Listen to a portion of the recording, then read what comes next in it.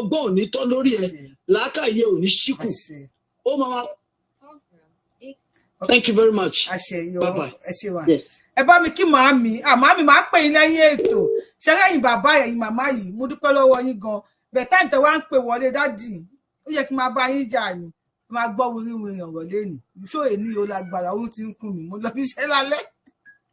ẹ lọ ṣàṣe ìtúrẹ́ kẹ pé wọlé mo ti ń bínú Ọlọ́run kò sí wàhálà kúkú lè bá mi jà yín náà mọ̀ kò sí wàhálà mo ń gbọ́ yín ẹ pẹ̀lẹ́ ẹ ṣeun ẹ kú àtàárọ̀ ẹ kú àjọ ń ṣiṣẹ́ bẹ́ẹ̀ ni mo àpẹẹrẹ yín sà. ẹ ṣeun gan ni ẹ kú àtàárọ̀ ẹ kú iṣẹ́ gan ni ṣé àwọn èèyàn ń gbọ́ mi. ẹ gbọ́ ṣe ń gbọ́ bàbá wa ìtẹ́ bá mú ohun ẹ bá wa kọ orúkọ wọn sí comment section. ṣe dá àwọn bàbá yìí gbogbo ilé à ń kí yín. ẹ fún àdúró ti sísá mi olú àdúró ti ojú òní tí yín o láti ọrùn àṣẹ ńlá máa ṣe àníṣe tí o àní fọwọ́palẹ̀ àní fọkànbá nípa ìgbàlagbára ṣe Ọlọ́run àṣẹ ńlá máa ṣe ayé fẹ́ ayé kọ̀ ọ̀rọ̀ Ọlọ́run ni ó dẹ̀ máa ṣe nítorí pé Olúwa ní bí ayé àti ọ̀run máa kọjá lọ ó ní kí nínú ọ̀rọ̀ wọn Ọlọ́run kò ní sáláì ṣe gbogbo àwa tá à ń bẹ̀rù ẹ jẹ́ ká mọ̀ pé Ọlọ́run ló fẹ́ gbalẹ̀ wá fún ọ ó dẹ̀ máa gbà á mo dúpẹ́ lọ́wọ́ yín ẹ kí ọkọ bẹ̀rẹ̀ báyìí ṣe rí ẹ̀yin dádì wa tẹ ọ̀rọ̀ pín mi tó sọ̀rọ̀ láìpẹ́ yìí gbogbo ṣe kórí nìyẹn àlàyé tí àwọn èèyàn wá ṣe láti ẹ̀kan yẹn gbogbo nǹkan láwọn èèyàn yìí mọ̀ ṣùgbọ́n ìjẹkújẹ kò jẹ́ kán lè face reality nítorí tábàdú sọ̀rọ̀ pé a fẹ́ ṣe rally a fẹ́ ṣe gbá a fẹ́ ṣẹ̀yìn àwọn èèyàn náà máa sọ pé kí gan la fẹ́ gé lọ́rọ̀ Yorùbá kí ni ìyá Yorùbá fẹ́ jẹ kí ni Yorùbá fẹ́ mú gbogbo nǹkan tí sísá mi ṣe Yorùbá wí ó ní the awareness the advantages and benefits that Yorubas are going to have when Yoruba nation comes to fruition. So gbogbo àlàyé tán ṣe yẹn gbogbo nǹkan tá à ń sọ yìí gbogbo àwọn pípì gbogbo ẹ̀pá pátá ló mọ̀. So awareness ni àwọn tó ń gbọ́ kọ́ lè máa sọ fáwọn ìyẹn ni pé bí Yorùbá ṣe tó lélẹ́yìí ẹ̀yin ẹ wo ọ̀rọ̀ tó ń jáde látàárọ̀ nínú àwọn bàbá wa ẹ wo àwọn ideas tó ń jáde látàárọ̀ nínú àwọn bàbá wa. Now ẹ jẹ́ kí n bẹ̀rẹ̀ báyìí ní ọdún tó kọjá bàbá wa Ọ̀nìrìṣà wọ́n lọ sí Brazil Ọ̀jájá wọ́n lọ sí Brazil nígbà tó dé Brazil tán lọ fún mission wọn tán fíìsì gbogbo àwọn ibi tó yẹ kán fíìsì ọjọ́ tó bá lọ fíìsì ti the president of Brazil nígbà tí ìyàwó president Brazil nígbà tó ṣẹ́ẹ̀tì ojú sí Ọọ̀ni àti ìyàwó Ọọ̀ni ó kúnlẹ̀ ó bú sẹ́kún ó níyẹn ni pé nínú àjò ayé tó ń wá yìí òun máa rí àwọn ìran tí àwọn ti wá nítorí pé ìyá ní fani ìyàwó president Brazil ìyá ní fani ìyàwó president Brazil Lula ìyá ní fani Yorùbá traditional religion ni wọ́n sìn 95% of Brazilians the population of Brazil ni wọ́n jẹ́ pé Yorùbá tradition ni wọ́n sìn lóòótọ́ Catholic ni wọ́n by nature ṣùgbọ́n wọ́n á lọ sí Catholic church wọn láàárọ̀ wọn lọ́dọ̀ tó àwọn aṣọ wọn wá sin Ọ̀ṣun lọ́sàn-án wọ́n wá ti di láti aago méjì gbogbo ìlú máa kún ni wọ́n bá wọ white lóníkálukú lọ sí ibi tó ti fẹ́ lẹ́yìn tó ti máa lọ sìn ó yẹ pé ìwọ tó o bá jẹ́ part of the religion gan more than 95% of Brazilians they worship the Yoruba religion kẹ́lẹ̀ mọ̀ nǹkan tí Yorùbá ń sọ̀rọ̀ nípa wípé àwọn tí wọ́n yí gbogbo ògo amẹ́rẹ̀ yìí. So ẹ̀yin wá wọ a whole wife of the president of Brazil tó jẹ́ ìyá nífà tó ń sun ẹkún wípé ìyẹn ni pé ní tóun tó kú òun lè fojú kan orísun òun báyìí ẹni tó ọpẹ òun lè fojú kan ọba Ifẹ̀ ìyẹn lọ bẹ́ẹ̀ ṣe rí ní every Easter ní Brazil tí wọ́n bá lọ sí church ní Brazil nígbà tí wọ́n bá lọ sí church láti lọ sìn láwọn tó ń lọ sí church ní Brazil láwọn Christians tó wà ń bẹ̀ Ìṣọ́ Ọọ̀ni àti Aláàfin náà máa ń forí balẹ̀ fún láwọn ò lè forí balẹ̀ fún nǹkan táwọn ò mọ orísun ẹ̀. dádì ẹ bá wa tún bẹ̀rẹ̀ sọ sà. wọ́n ní Ọlọ́run tí wọ́n lé lẹ́yìí ní tẹ́bá ní Easter time tó bá ń ṣe Easter tí àwọn Brazilians bá lọ sí church fọ́tò Aláàfin àti fọ́tò Ọọ̀ni náà máa ń gbé lọ́wọ́ lọ sí church náà máa ń fẹ́ forí balẹ̀ òun náà máa ń forí balẹ̀ fún wọn láwọn ò lè forí balẹ̀ fún Ọlọ́run kankan táwọn ò mọ̀ tí ó kì í ṣe orísun tiwọn ṣe nípa ti ṣe àwọn ọmọ káàárọ̀ oòjíire ká lè mọ̀ pé a ti sọ nítorí pé a sọnù. Now ẹ jẹ́ ká tún wá sí Brazil carnival tí gbogbo àgbáyé mọ̀ is the most popular carnival in the entire world. Brazil carnival tá à ń sọ yìí orísun ẹ̀ Yorùbá ni òun lẹ ẹ̀yin tẹ́ ti rí ní fídíò tẹ́ ti rí ní YouTube ẹ rí wọ́n symbolize Ifẹ̀ wọ́n symbolize Ọ̀yọ́ wọ́n symbolize Ọ̀yọ́lé wọ́n symbolize Ifẹ̀ gbogbo àwọn òòṣà tó wà ní Yorùbá pátápátá Ọ̀ṣun Ṣàngó gbogbo ẹ̀ pátá lẹ máa rí tó máa tẹ̀léra wọn pẹ̀lú crowd nítorí carnival. Ṣẹ́rí the affinity connection tó yẹ kó wà láàrin Yorùbá àti Brazil the Nigerian factor ní ó jẹ́ kó ṣẹlẹ̀ ní ó jẹ́ kó strong. Gbogbo ògo Yorùbá pátápátá ní Nigerian factor ló ń destroy. Ẹ wá ní ká wá sọ̀rọ̀ ilẹ̀ Yorùbá pẹ̀ ṣòwò ẹrú. Ní ọjọ́ òní gẹ́gẹ́ bí a ti sọ láti ẹ̀yìn wá Brazil is having over about 80% Yorubas registered. Títà sọ̀rọ̀ wọn kọ wípé báyìí ni ọ̀pọ̀lọpọ̀ ọgọ́ ò mọ̀. Ìwọ̀n ọ̀pọ̀lọpọ̀ wọn ní argument ẹ pé kò rí bẹ́ẹ̀. Wípé nítorí pé wífún àwọn kan tiẹ̀ tún sọ wípé àwọn Yorùbá tó wà ní Brazil wọ́n ju irọ́ ní gbogbo ẹ̀. Ẹ lè sọ pé àwọn tó ń jáde kan ju orísun lọ nítorí wọ́n ṣe ń reduce wa ní Nàìjíríà. Yorùbá tó wà ní Nàìjíríà lọ́wọ́lọ́wọ́ sí a lè less than 130 million. Nígbà tá a bá balẹ̀ wa a ṣe census ní lábà wọn àwọn ayé àríyá tó ti ń jẹ àbàlá tẹ ìwà tí ò yé wa. So we are talking about tourism here. Àwọn ọba wa ti sọ̀rọ̀ láti ẹ̀kan nípa Ọ̀ṣun nípa oríṣiríṣi àwọn nǹkan tó wà. Ẹ wo ọlọ́jọ́ festival. Ẹ wo the concentration of international community àwọn ambassadors all over the world. All over the world. Wọ́n máa wá sọ́lọ́jọ́ festival. Ṣẹ́rí ara ìyá tó ń ṣubú ní Yorùbá lónìí ni wípé gbogbo àwọn ọmọ wa Ìlọrin láti ayé ẹrú ọ̀pọ̀lọpọ̀ àwọn tẹ̀rí ìdí olden days tá a máa wọ́ṣìpù nílẹ̀ Yorùbá tí àwọn mìíràn bá ṣe rẹ́kọ̀dì ní Amẹ́ríkà láyé ìgbà yẹn ẹ máa rò pọ́ irú àwọn Michael Jackson àwọn New Era New Edition gbogbo àwọn yẹn ẹ̀jẹ̀ Yorùbá ló wà lára wọn òun ló fi jẹ́ pé gbogbo àsìkò yẹn ṣẹ́rí àwọn gbogbo àwọn pípù yẹn sì àwọn náà wá ń darí tó wá lọ ń ṣẹ́dù sí Ghana ṣẹ́dù sí Togo ẹ bá wa pa ọ́tà lórí TikTok yẹn jọ ní vision wọn láti wá ṣẹ́tù sí ṣùgbọ́n bá Nàìjíríà ò ṣẹ́tù tí àdẹ promote Yorùbá ṣàgbáyé kí gbogbo àgbáyé mọ̀ nǹkan tí Yorùbá jẹ́ òun náà ṣe é ní church àti lọ́ọ́ máa ṣẹ́dù sí Ghana investment tí bá ti wà ní ilẹ̀ Yorùbá nípa àwọn wọ̀nyí ọ̀pọ̀ iṣẹ́ rí gbogbo wọn pátápátá náà fẹ́ wá wo orísun wọn nǹkan tó ń pẹ́ tó bá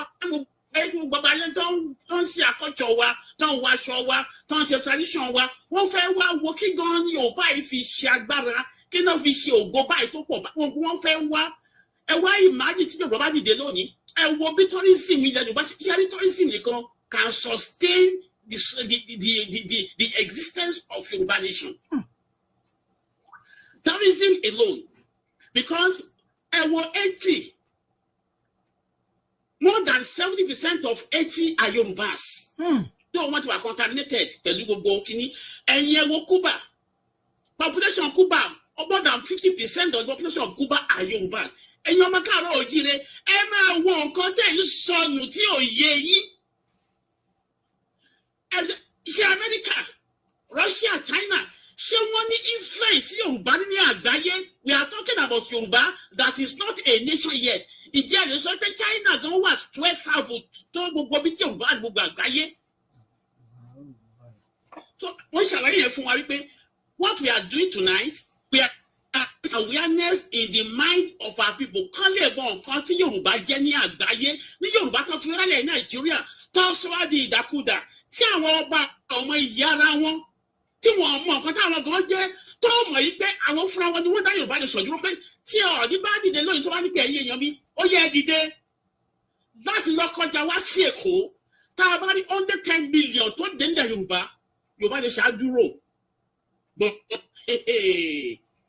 àwa jẹ ẹdìyẹ tá a mọra wa lágbà àkókò ẹdìyẹ tá a mọra wa lágbà so ẹ jẹ́ ká wá sí Notting Hill Carnival ṣe bí history slave trade àti the remembrance of slave trade òun ni wọ́n ṣe create Notting Hill Carnival ní London bí báyìí tí ò bá jẹ́ resources tí Notting Hill Carnival tó máa ń fún UK ibi tí àwọn Gẹ̀ẹ́sì tí wọ́n gbá ti dúdú dé ìlú yìí wọ́n á ti cancel rẹ̀ iye àwọn tó máa wá sí Notting Hill Carnival ní láti gbogbo àgbáyé láti wá sí Notting Hill resources tó ń fún ìlú lásán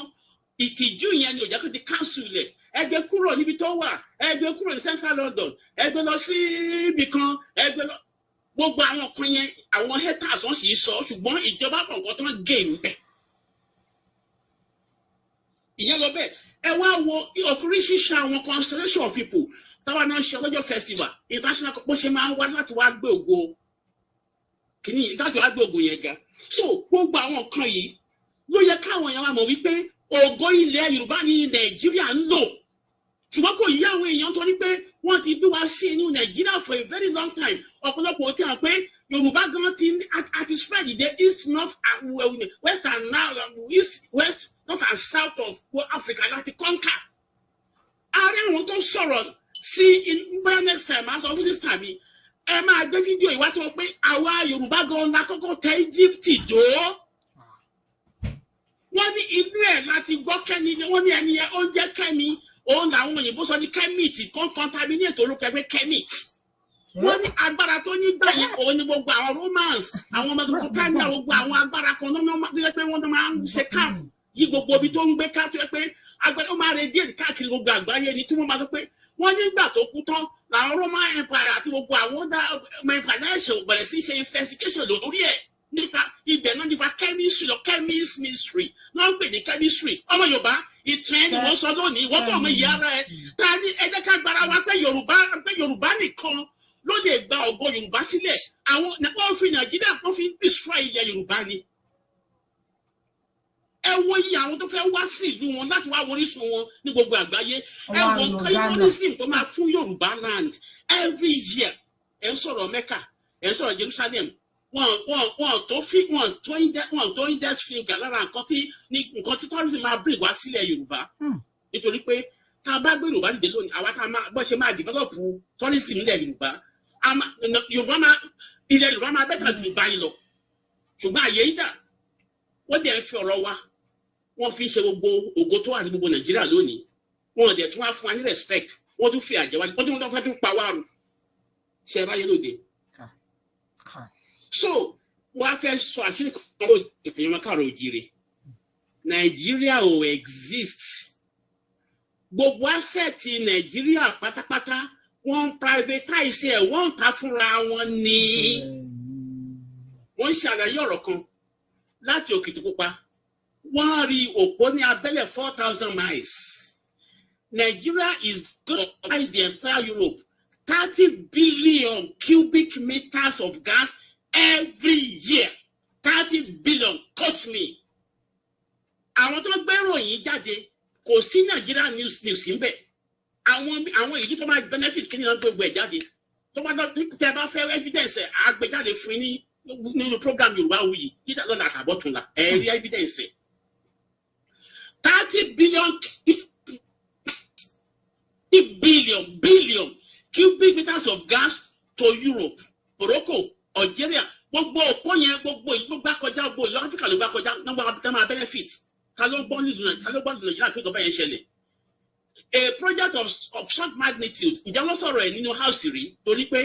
àwọn private guys kan àwọn northern kan ni wọ́n jókòó náà sign ẹ̀ kẹ́ ò gbọ́ pé ẹrú náà sọ wá dà Nàìjíríà ẹrú ni wà adẹ̀rẹ̀ àwọn àṣírí tó ń pẹ́ ẹjọ́ mẹ́ta yìí ní USA ìyẹn ni pé gbogbo Boko Haram yìí àwọn pípù yìí tó ń lò àwọn náà ní gbogbo àwọn ìwọ ni gómìnà ìwọ ni sẹ́nítọ̀ ìwọ ni àwọn fúnra wọn pápátá àwọn náà fi ṣe the new generation of slave traders tó ń tàbá sí oko ẹrú oko ẹrú la wà àwọn ọmọ Yorùbá wa ní ká gbára wa sílẹ̀ kò sí ìrètí kankan ní Nàìjíríà wọ́n ń tà wá lójoojúmọ́ ní Tinubu kankan ò lè gbà wá ṣé tídé sí òsì kọ́bọ̀ wọ́n lọ fẹ́ ṣe South West Development Clinical Project irọ́ yìí iṣẹ́ ni wọ́n fẹ́ fi bá ìtàn fún Tinubu kó lè second term ni àwọn tó lè péjọ lọ́dún fún kíní ìwé Babangida yẹn ọjọ́ yẹn ni wọ́n ti ọ̀n sí ti Tinubu ẹ lọ kọ́ sílẹ̀ àwọn alágbára àwọn tó gbé Nàìjíríà dúró tán tayọ Nàìjíríà sì tà nìyẹn táwọn foreigners tó ń lò láti lùtù Nàìjíríà àwọn ló kóra àwọn jọ yẹn gbogbo wọn nìyẹn so tí bá ní kí n máa kà lọ ilẹ̀ amọ́ ṣùgbọ́n ẹ jẹ́ kí n dúró báyìí ná àtúmọ̀ sọ̀rọ̀ ẹ̀yin ọmọ káàárọ̀ oòjíire ẹ jẹ́ ká gbára wa sílẹ̀ àwa ni Ọlọ́run ṣe ní the super power of the entire black race gbogbo àgbáyé dẹ̀ dúró dè wá ṣùgbọ́n kí la ti máa ṣe tá a bá kóra wa jọ ká gbára wa kúrò lọ́wọ́ Nàìjíríà tó jẹ́ pé is a business center fún America àtàwọn Europeans àwọn àṣírí náà lè ti rí wípé gbogbo nǹkan tí tó ń ṣe ni wọ́n ń bribe àwọn èèyàn láti máa kó ọ̀rọ̀ wa jáde wọ́n kó ọ̀rọ̀ wa jáde àwa dẹ̀ ń rùpà wọ́n dẹ̀ create earthquake sílẹ̀ Yorùbá fún ọjọ́ iwájú gbogbo àwọn ibi tí Dangote tó fi ń ṣe sìmẹ́ǹtì gbogbo àwọn nǹkan tó ń wà ní sẹ́yìn future earthquake ni tá a bá gba ìlú wa àti ibi tó yẹ ká gbẹ́lẹ̀ dé ibi tó yẹ ká gbé àwọn archaeologists wa wọ́n á ti mọ bó ṣe máa ṣe gbogbo ẹ̀ gbogbo eléyìí sì wọ́n take into consideration wọ́n kàn ṣáà ń dùn fún àwọn ṣe wù wọ́n ni kò sí nǹkan tó kàn wọ́n àwọn northerners bẹ́ẹ̀ ni ọrọ̀ ajé tiwọn tí wọ́n preserve fún generation wọn tó ń bọ̀ ṣùgbọ́n wọ́n ní ẹjẹ́ ká kọ́kọ́ pa àwọn wọ̀nyí ronú ká kọ́kọ́ kó gbọ́rọ̀ wọn lọ́dọ́ ká tó wá gbà ká tó bẹ̀rẹ̀ sí ṣe tiwa ní bóyá ọrọ̀ tó ti kọjá kúrò ilẹ̀ Yorùbá for their 200 years náà tó lè suffer torí àtàwọn òyìnbó náà jọ ń pin tó náà wọn ní iṣẹ́ ẹ má jẹ́ kọ́rọ̀ mi pọ̀ ju àtún máa sọ̀rọ̀ ẹ ṣeun bàbá mi ọ̀rọ̀ yín ò pọ̀ jù àṣẹ Ìdùmarè ọ̀rọ̀ yín ò pọ̀ jù adúpẹ́ lọ́wọ́ yín sà adúpẹ́ bàbá mi bóyá tá bá tún pè yín bóyá ẹ máa tún wá torí ilé ajé ṣe pé ilé ajé London ilé ajé wà sà. bẹ́ẹ̀ ni. ẹjọ́ ẹ̀yin àgbààgbà tẹ́wà lórí péjì Yorùbáwùyí ẹ̀yin ọlọ́gbọ́n olóye kò sẹ́ni tí ò jẹ́ àgbàlagbà lórí péjì Yorùbáwùyí o kò sẹ́ni tí ò jẹ́ ọlọ́gbọ́n kò sẹ́ni tí ò jẹ́ olóye lórí péjì Yorùbáwùyí ẹjọ́ torí Ọlọ́run please ẹ jẹ́ ká wo research nípa ilé ajé kí ló gbé ilé ajé lọ sí London why tí wọ́n ru ilé ajé lọ sí London tí wọ́n wá ń bọ̀ after tí wọ́n fún wa ní ẹ̀sìn tán ṣùgbọ́n wọ́n gbé ilé ajé lọ sí London tá ló gbé lọ báwo ni wọ́n ṣe gbé lọ time ti lọ lẹ́ni a lè má lè sọ̀rọ̀ mọ́ọ̀sì nípa ẹ̀. ẹ jẹ́ kí n shed a little light on that. Késà. ṣẹ́rí nígbà mi ta bá ń communicate ẹ jẹ́ ká máa mọ̀ bá a ṣe máa communicate sí àgbáyé. bàbá àwọn onírìṣà wọ́n grant àwọn interview kan ní ọjọ́ kan wọ́n wá ń sọ sí ilé ajé yẹn wípé ara ìlú Yorùbá kan tó ń pè ní Ugbo pé ibẹ̀ gangan ni ilé ajé yẹn ti ṣẹ̀ nígbà tó ń ṣe àlàyé yẹn wọ́n ṣe àlàyé yẹn ní ẹ̀kúnrẹ́rẹ́ ká lè mọ̀ wípé ilẹ̀ Yorùbá ní ìlú tó ń pè ní Ugbo tó jẹ́ pé ọba abẹ̀ náà is as strong nígbà táwọn ọmọ Ìgbò máa gbà á wọ́n bẹ̀rẹ̀ sí tó káàkiri kan ní wọ́n sọ wípé àwọn Ìgbò ni wọ́n ní ilé ajé Ugbo ni wọ́n Ugbo ẹ̀jẹ̀ ká máa bá ṣe máa ṣe àlàyé ilé ajé tá à ń sọ yìí àtakọ àtàbọ ẹ̀ Central London ló wà bẹ́ẹ̀ ni nǹkan tó gbé ìlú láti gba ògo Yorùbá nìyẹn wọ́n dẹ̀ tí ni wọ́n ní kọ́ wá da kọ́ tó wá fi ẹ̀mí da padà nígbà bíi 4 or 5 years ago wọ́n ló ti padà sílé ṣùgbọ́n tí a bá gbalẹ̀ àtìgbà tó ti wá pé ajé padà wá sílé ni ẹ̀mí ti gbé jáde pé ẹ̀mí ti gba ògo Yorùbá padà sílẹ̀ Yorùbá ṣùgbọ́n tí a bá gba Yorùbá kúrò lọ́wọ́ Nàìjíríà báwo ló ṣe máa manifest ẹ̀yin àgbààgbà iṣẹ́ yìí wà ní ọwọ́ yín ẹ jẹ́ ẹ papọ̀ kẹfẹ́ ọkọ̀ ìṣẹ̀kan kágbára wa kúrò super power tí Ọlọ́run ṣe ilẹ̀ Yorùbá fún gbogbo dúdú àgbáyé ká lè jẹ́ ìpè yìí tó lè dá fúnlẹ̀ Yorùbá torí pé Olúwa ti bá wa sọ wípé ìlú tí ò bá bá Yorùbá nation ṣe lẹ́yìn ọdún méjì tá a bá gbalẹ̀ Yorùbá wọ́n máa bẹ̀bẹ̀ ní pé àwọn tó bá wà la máa fún díkà ìpẹ́ wá àwọn tó bá wà ẹ máa lọ àfẹ́yìn wọn níbi tí agbára máa wà nílẹ̀ Yorùbá dé ẹ jẹ́ ká kóra wa jọ ká gbalẹ̀ Yorùbá kúrò nínú ìgbèkùn Nàìjíríà wọ́n ti privatize gbogbo ilẹ̀ wa tán ẹ̀wọ̀n kan tó wà kù lógún state nígbà kan táwọn governors náà bára wọn jà wọ́n ní pé ilẹ̀ wa wọ́n ń ta ọmọ náà ń ta fúnra wọn àtọmọ ọjọ́ iwájú the national level gbogbo nǹkan tẹ́ gbogbo contract pátápátá privately ni wọ́n ń sign yẹn wọn ṣe on behalf of Nigeria àwọn mídíà wa wọ́n ti sọ wọ́n ti sọ di gbẹ̀wù dání wọn ọmọ kan tó lọ láàrin ìlú àwọn ọmọ ìlú gbọ́ wọ́n mọ̀ wọn ò lè sọ ní sa o. ẹ ṣeun dádì wọn amáríra wa bá. máa pè yín. máa ẹsẹ̀ kọ yìí ẹ ṣeun. Everybody is now feeling emotional. Everybody. Everywhere we dákẹ́ pẹ́. Ẹnìkan ò lè gbé. Ẹnìkan ò lè interrupt. Everybody dákẹ́ pẹ́. Let's say wa. Bàbá ògùn dídó ìṣe àwọn akọ́kọ́ lẹ́yìn. Aláǹkọ̀ mi. Àgbà náà wẹ́ tó dẹ ni. So níbi tí àgbà bá ti ń sọ̀rọ̀ ọmọdé á ṣe kí ni á dákẹ́. So àgbà journalist gidi ni tó mọ gbogbo kan tó ń lọ. Ẹ̀ tá a sọ̀rọ̀ tá a dẹ̀ fẹ́ ní evidence so kí ló wá interrupt ẹ̀ sí.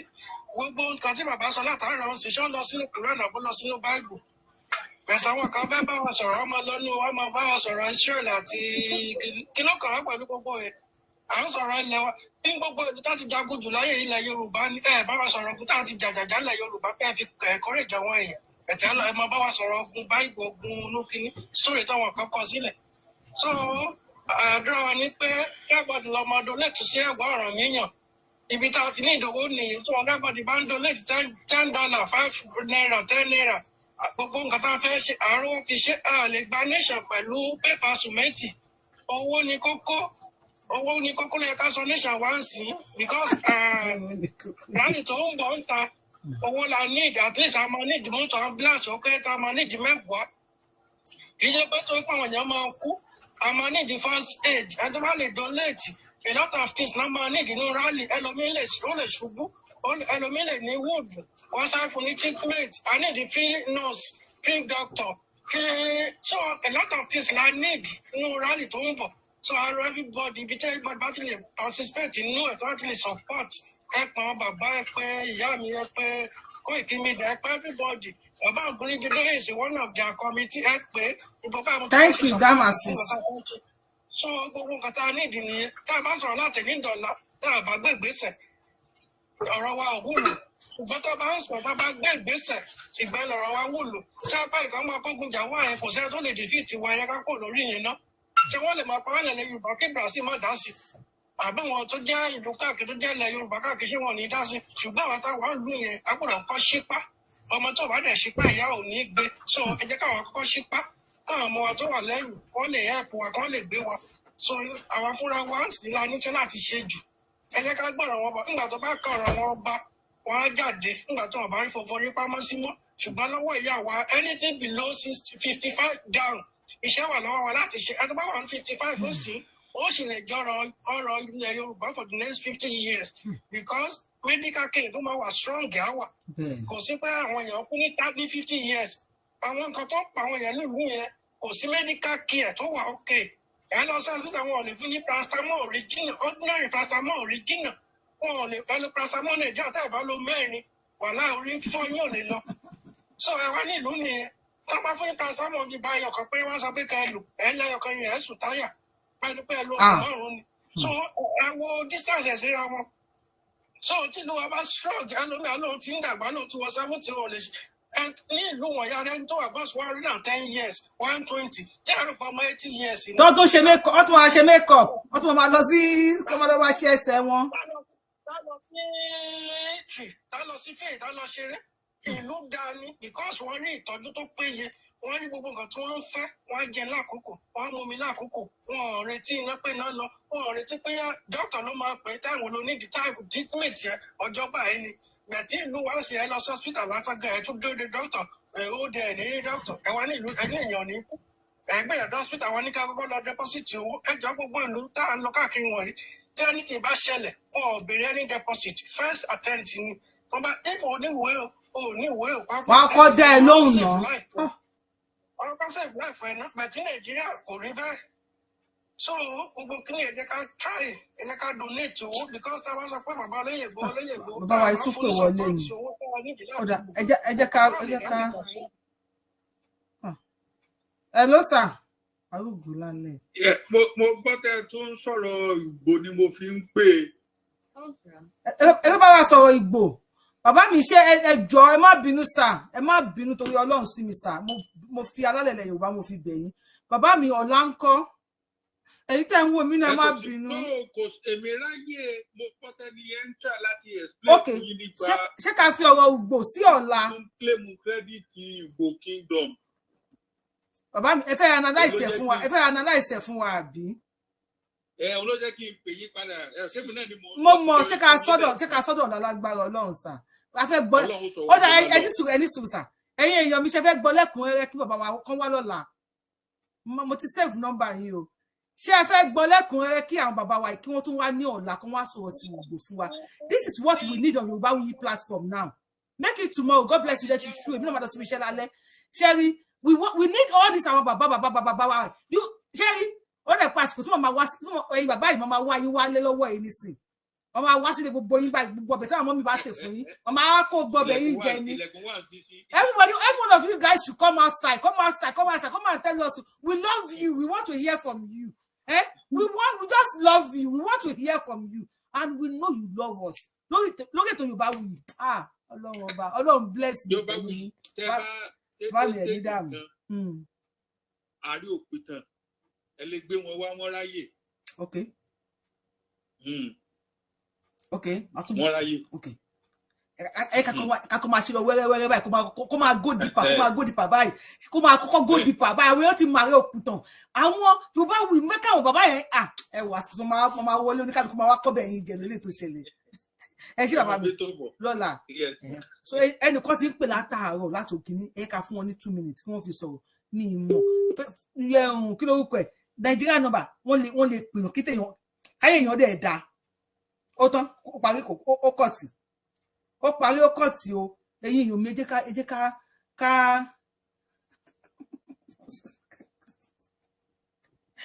mo rí nǹkan tẹ́ kọ síbẹ̀ yẹ o mo rí nǹkan tẹ́ kọ síbẹ̀ ẹni tó pè wá la kò padà sí nọ́mbà àwọn òlọ yìí Nàìjíríà kì í lẹ́yìn pé wọ́n ti pa fóònù wọn ẹ ká pe Nàìjíríà kan náà ṣó ọ̀la lágbára Ọlọ́run ọba please you guys if you have not subscribed to Yorubawuyi channel ẹ tètè subscribe button yín kẹ́ ẹ wá tẹ notification bell yín sí hall ó lágbára lọ́wọ́ iṣẹ́ 3 hours mo ń ṣe hello. Bàbá yẹn má pè àní gbé kọlù yín bàbá kí lórúkọ ẹ̀yẹ ló sà àbí ẹ̀ ló máa ló sà ni bàbá tó máa ń ta tóògùn àwọn náà ń pè látẹ̀kọ́ tí mi fẹ́ gbé kọlù wọn à ń gbọ́ ti yín sà. Ọlọ́run àtúbọ̀ máa gbọ́ yín sọ pé Ọlọ́run bá máa tó ń ṣe o ẹ̀kọ́ ètò náà ètò yìí ó gbomi lálẹ́ yìí. Ẹ rójú mi omi ti wù.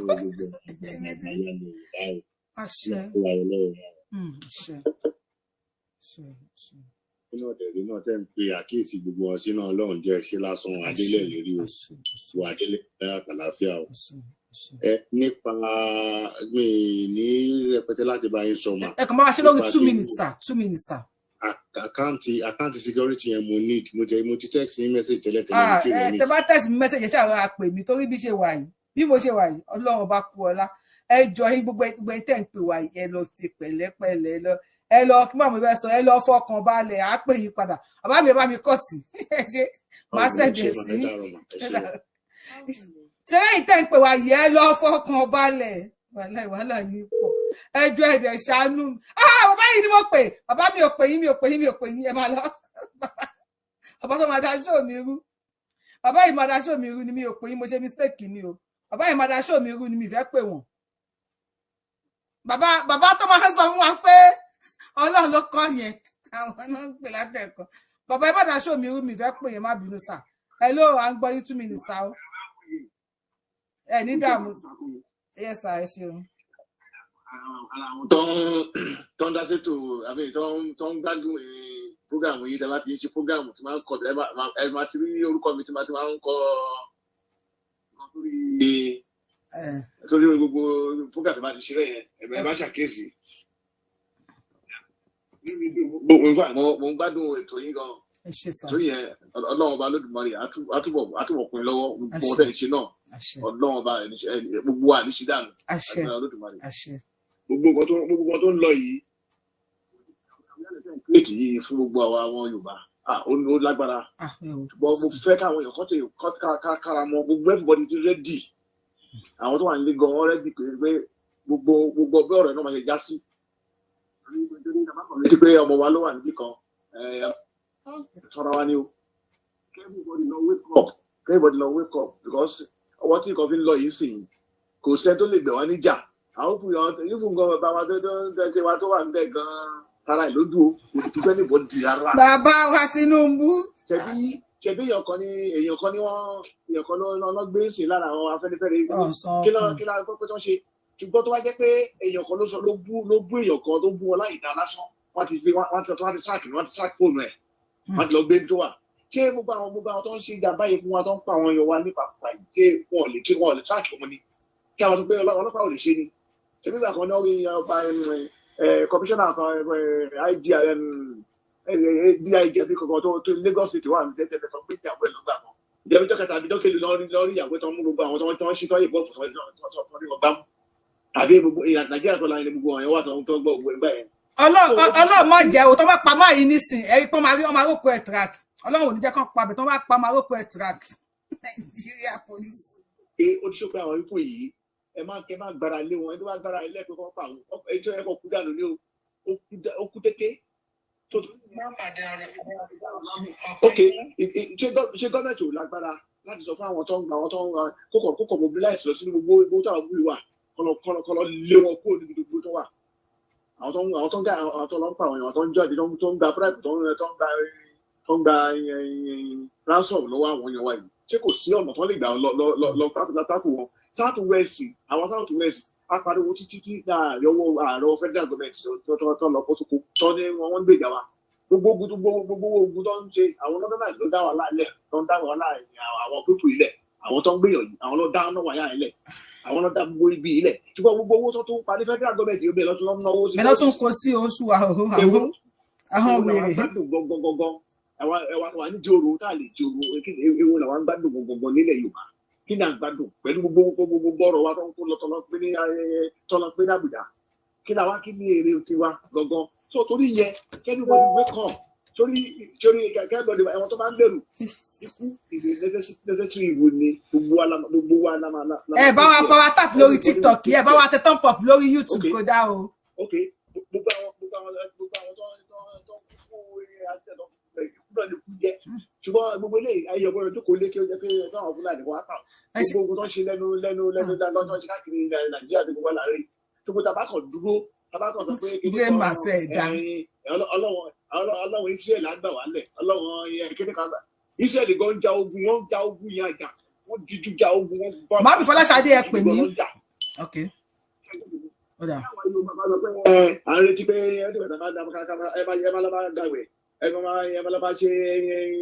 tàjúdù Ọlọ́run àgbà Ọlọ́run àgbà lọ́wọ́ àwọn táwa fáyà tó fáyà ni kì í pé bí ágìrì ẹ tó bá kú ló bá kú fáyà tó fáyà ọ̀hún fi ẹ ṣe ń sà. Ọkọ̀ tó fẹ́ gbà lórí ọkọ̀ tó fẹ́ gbà ẹ bá bínú ìkọ̀ tó fẹ́ gbà máa tẹ̀lé náà tó fẹ́ máa tó lọ ọ̀gá tó kó lórí program ìkọ̀ tó fẹ́ gbà ilẹ̀ wa ló ń tágẹ̀tì wọ́n tẹ̀fẹ́ sọ wá di alimọ́njì nù àbí ti wọ́n ni so Ọlọ́run ní fún wọn ṣe gbogbo wa bẹ́ẹ̀ lórí ìjọ rálì yẹn everybody láti jáde ká dábò ẹlẹ́ kẹ́bọ̀dì kọ́ bọ́ síta kọ́ bọ́ sí gbòòrò wọ́n lè mọ̀ pé yes wọn àbí business Yorùbá nation ni Yorùbá nation nothing more Ọlọ́run á fún wa ṣe ẹ jọ ẹ̀yin àwọn mẹ́rin ló kú ẹ má yẹ tó wà lórí tẹ́ǹsẹ̀ ní request mi lórí TikTok mo wọ́n máa gbé kí lórúkọ ẹ̀ ní ẹ tẹ́ǹsẹ̀ ní request mi lórí TikTok mo wọ́n máa gbé kọ̀ọ̀kan mọ́ ni ẹ jọ àwọn tó wà lórí TikTok kì í ṣe èèyàn mẹ́rin péré ni èèyàn mẹ́rin yẹn a máa fẹ́ kí àwọn mẹ́rin yẹn kí wọ́n bá wa sọ̀rọ̀ ní 1 minute later but àwọn lórí fóònù yìí èèyàn méjì la máa gbé 1 minute ni. Hello mama 1 minute ni ẹ má wulẹ̀ kí 1 minute ni. Ọlọ́jà àti ìpẹ́ ṣe rí ọ̀rọ̀ tí bàbá Gúrí ló sọ yẹn ẹ tún gbé bàbá lọ́la mi ò lè sùn mi ò lè parọ́ fún yín bàbá yẹn tú àwọn àṣírí kan tó jẹ́ pé nǹkan tó yẹ ká máa gbọ́ lélẹ́yìí ṣe rí wọ́n fẹ́ fi ẹ̀sìn tó ń gbọ́ sílẹ̀ Yorùbá yẹn wọ́n fẹ́ fi kó wa lẹ́rù ni gbogbo àwọn àáfàá tó wà nílẹ̀ Yorùbá ẹrú ló fẹ́ fi wá ṣe nílẹ̀ Yorùbá gbogbo àwọn pásítọ̀ tó wà nílẹ̀ Yorùbá wọ́n fẹ́ kó wa sínú ìdè ni ọ̀rọ̀ tí bàbá yìí tú lálẹ́ yìí ọmọ Yorùbá tó bá gbọ́rọ̀ ẹ̀ tí ò bá lọ́wọ́ yín á jẹ́ pé ẹni yẹn òkú èèyàn kì í ṣàlàyé ọ̀rọ̀ yẹn ó bá mi débi pé bí a lè sùn lálẹ́ yìí because bàbá yẹn. ẹjọ́ ẹ̀sùn torí Ọlọ́run. Màmá ọlọ́jà rí pé ẹkú àtàrọ̀ àtúpàdé lọ́la ẹkú àtàrọ̀ mà. ẹ ṣé gan mo dúpẹ́. ẹ ṣé gan dúpẹ́ ẹ dúpẹ́ sọ ẹnìkan náà 1 minute à ń pè yín ṣáà tí ó dàpọ̀ àti gbé kọ́ọ̀lù yín mo ti gbé kọ́ọ̀lù ẹ dàpọ̀ àti gbé kọ́ọ̀lù yín tẹ̀tẹ̀lé àbí. hello àti gbé kọ́ọ̀lù yín tẹ́lẹ̀ sà. ẹ kálẹ́ ẹ kú program. ẹ bá wa lo 2 minutes pàápàá sà àṣẹ Èdùmàrè 2 minutes sà ọjọ́ ti lọ mú lọ bí iṣẹ́ lálẹ́ má bínú. ilẹ̀ Yorùbá yóò ní bàjẹ́ kẹrí àwa tá a wà ń lé à ń mọ feelings ẹ seriously in fact fún ìyàn kò wọ́n lè lọ sóko gan kó n fi ẹ̀rẹ́ lọ dáko mọ́ because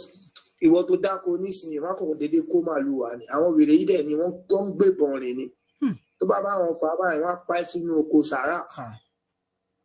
Fúlàní apààyàn láàyè Buhari wọ́n mú lọ police station ọlọ́pàá máa filẹ̀ èèyàn kú gbé ìlú nǹkan tẹ́mi kọ́ rí ti ni pé kí Gani Adams àti Sunday Igboho tó bá ní 1 or 2 things láàrin ara wọn kọjọ kó parí ẹ̀ káwọn méjì sowọ́pọ̀ ìkan parapọ̀ ó mọlé kọjọ tá bá fọkàn táwọn àmì àwọn ọlọ́pàá àwọn kìíní wọn á pa gbogbo akọ o. àwọn kìíní Fúlàní tẹ̀lé wò ìdẹ̀ ni wọ́n ṣe ń kú làwọn míì wá láti Mali lọ wá láti Burkina Faso. Sùfà yóò ní wọn ẹ mọ̀ pé èèyàn kan máa bímọ 30 èèyàn kan máa bímọ 30 bẹ́ẹ̀ lè fẹ́ pa láàrin wọn. bẹ́ẹ̀ni wọ́n ń pọ̀ sí ni ká má rò pé Tinubu tó wà ní president ọmọ Yorùbá ààrẹ ò lè ṣígun pé ó yá ẹ ṣígun wọn máa wò yín ni tó bá yá yín àyà jáde ká má fọ fún anybody àwọn tó jọ dálẹ̀ nínú ìran Yorùbá ilẹ̀ á fi ẹ̀jẹ̀ wọn wẹ̀ tó bá pè pàdé ní ìsìn àwọn kan náà lọ tún máa lọ máa fún wọn ní ààbọ̀ pé ń ta sọ rí o bó pẹ́ bóyá òtítọ́ àfarahàn. Ó dàárọ̀ sàn. Ẹjọ́ please mi like bí àwọn ọmọ Yorùbá tí wọ́n ń sọ̀rọ̀ lẹ́sìn ẹ̀yin tẹ́ bẹ̀rẹ̀ account number yẹn pè mí after the show mo ti put phone sí offline ẹ pè mí after 5 minutes after the show màá fún yín àwọn ọmọ Yorùbá tó ń pè wọlé I can see how everybody is feeling mo pé everybody ti tutù ẹjọ́ torí Ọlọ́run ẹ má rò jìnnà adúpẹ́ fẹ́lẹ́dùmarè pé irú àwọn bàbá yìí náà ṣì wà láyé irú àwọn ìyá yìí náà ṣì wà láyé irú Yorùbá yìí náà adúpẹ́ pé wọ́n lé mi kúrò Nàìjíríà wá sẹ́yìn òdì tí wọ́n bá lé mi ní mi nílé sọ àwọn kan tí mò ń sọ yìí tó yẹ ká máa dúpẹ́ wá kọ sí kọmẹǹsì pé adúpẹ́ oore náà fi ṣe fún wa yes ẹ ká bẹ̀rẹ̀ látòrí bàbá mi Ògúnṣẹ̀yẹ bàbá burúkú ọlọ́dà gbà pé bàbá burúkú bàbá mi Ògúnṣẹ̀wà ń bẹ̀ tẹ́bà sí bẹ̀ Mr. Colley ẹ ọ̀ mute adúpẹ́ authentic ẹ ṣe ìwà wíyẹ ṣá authentic ẹ ọ̀ mute àmúlẹ̀ authentic abẹ́ ẹ wọ́n jẹ́ tẹ̀yìn kò Mr. Colley ẹ ọ̀ mute àbá mi ẹ̀dá ẹjọ́ ẹ bá wá ṣe ní 1 minute torí Ọlọ́run 1 minute o ṣé wà ń bẹ̀ ókè ọmọ ọba ẹ bá wa dá sí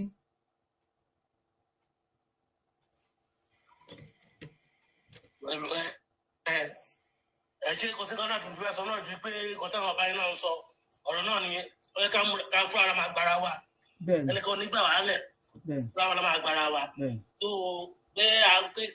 pé ká máa gbé àṣẹ nírètí káwọn ọba kan wá sí ibùn káwọn ọba kan wá sí kí nìyẹn kò sí kan tó kò ṣiṣẹ́ ní ilẹ̀ Yorùbá mọ́ ó yẹ ká fún ara gbára wa ká má gbára wa kalẹ̀ alẹ́ mọ̀ bá ṣe máa ṣe bàbá yẹn jẹ́ kán wá lọ́la so lágbára Ọlọ́run wá lè fún. bàbá wa tó máa ń pè sórí show wọ́n ti fẹ́ send message wọ́n ní Yorùbáwùyí pè mí wọ́n dẹ̀ ń pè látẹ̀kùn mo ti fi don't speak mo ti fi don't speak sí orúkọ wọn don't speak mo fi sórúkọ wọn because bàbá yìí tó bá sọ̀rọ̀ nísìnyí gbogbo máa fún wọn padà scatter ni ẹ jẹ́ ká wò bóyá bí wọ́n lè sọ̀rọ̀ tó máa ṣe kínní lálẹ́ bàbá mi yẹ ká lẹ́sà.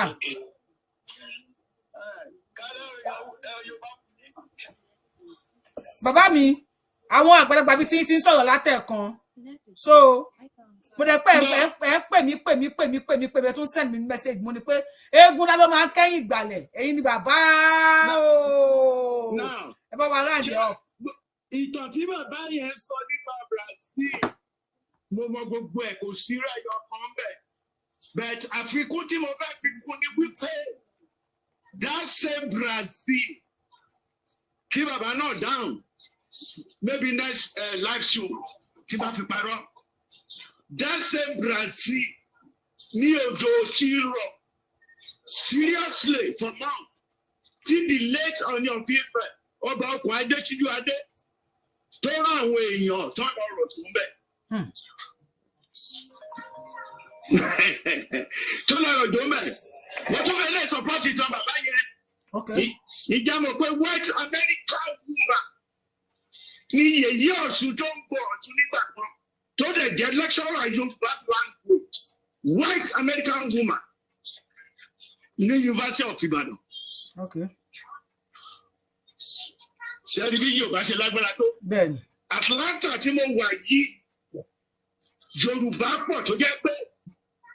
màá máa lọ ní wọ́n máa ti ń gbà mí wọ́n á fún yàrá máa sọ Yorùbá kọjá lẹ́gbẹ̀ẹ́ mi ẹ̀lẹ́bẹ̀ wo. Ẹ bá wa power tap lórí TikTok ẹ jọ o. So but hey èèyàn kan sọ̀rọ̀ ó ní tábà dálẹ̀ tán ní Nàìjíríà iṣẹ́ irú Brazil yẹn ò ní lè support mo fẹ́ corrupt nation yẹn